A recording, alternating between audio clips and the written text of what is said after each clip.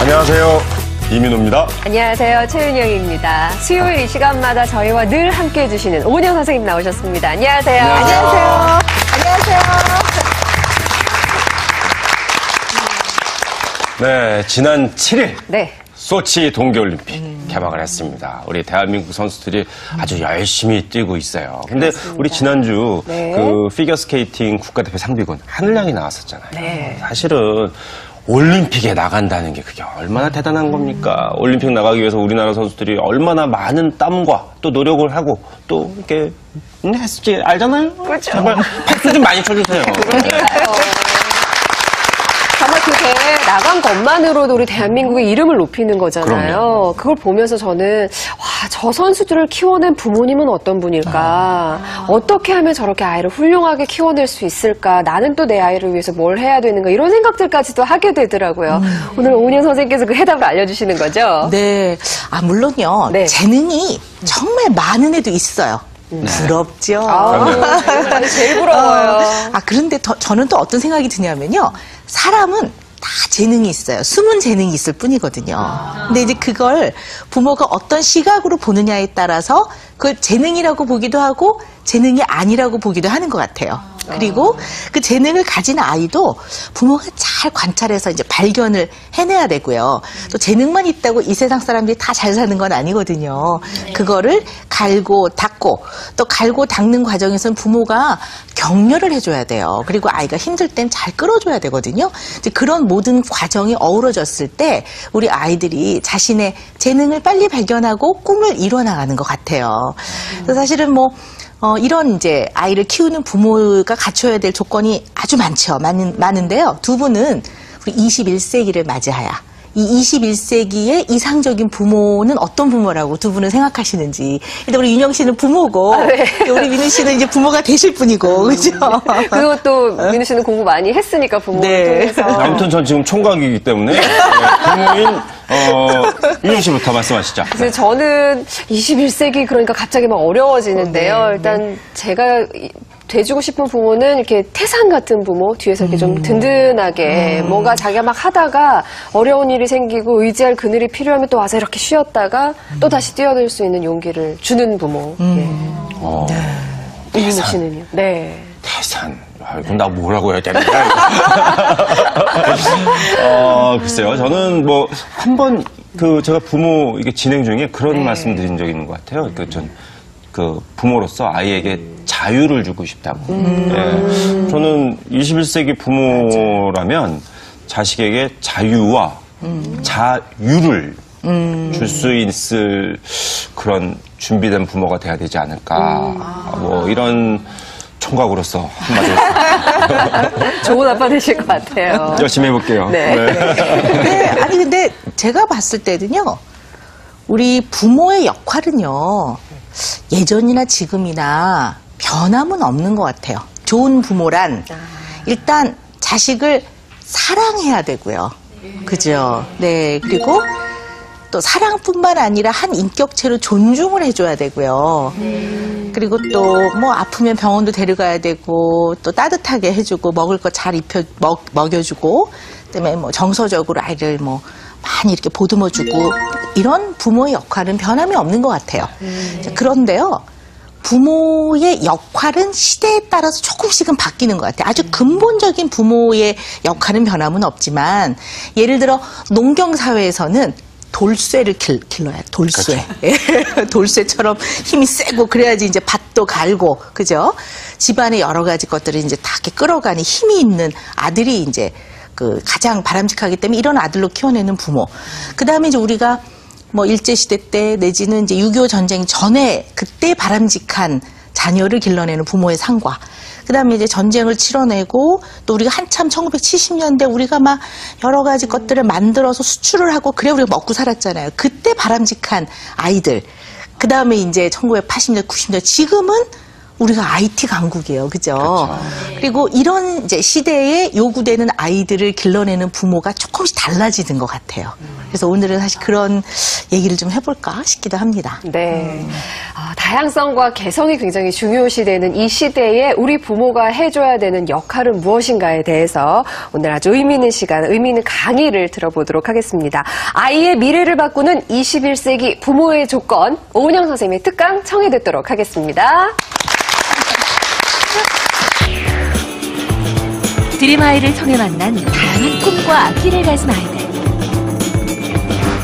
재밌어요. 재밌어요. 뭐가 재밌어요?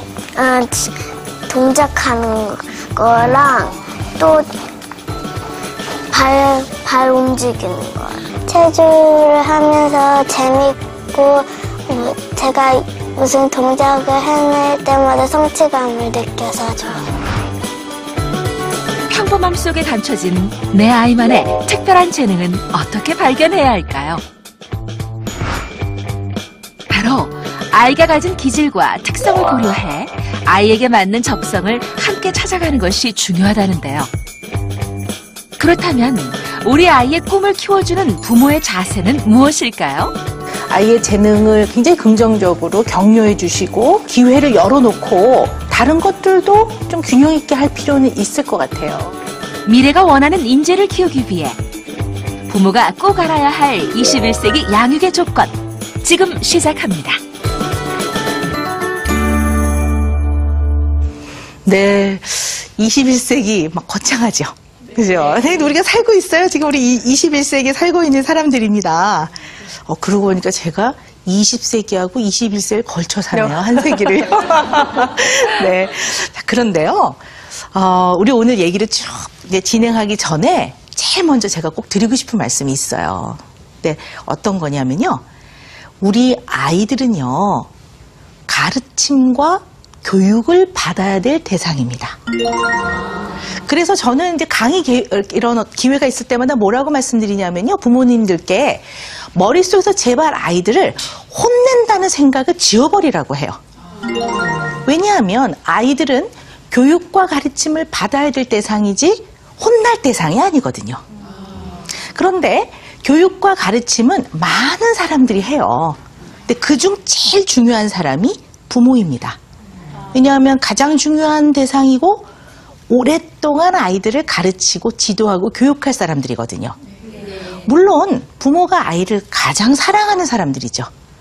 그렇지만 이 사랑하는 사람이 오랜 동안 잘못된 방법으로 아이를 지도하고 가르친다면 굉장히 큰 문제가 생기기 때문에 이제 이런 저 같은 일을 하는 사람들 중에는 부모를 따끔하게 혼을 내주는 사람이 있거든요. 뭐 저도 그럴 때도 있고요.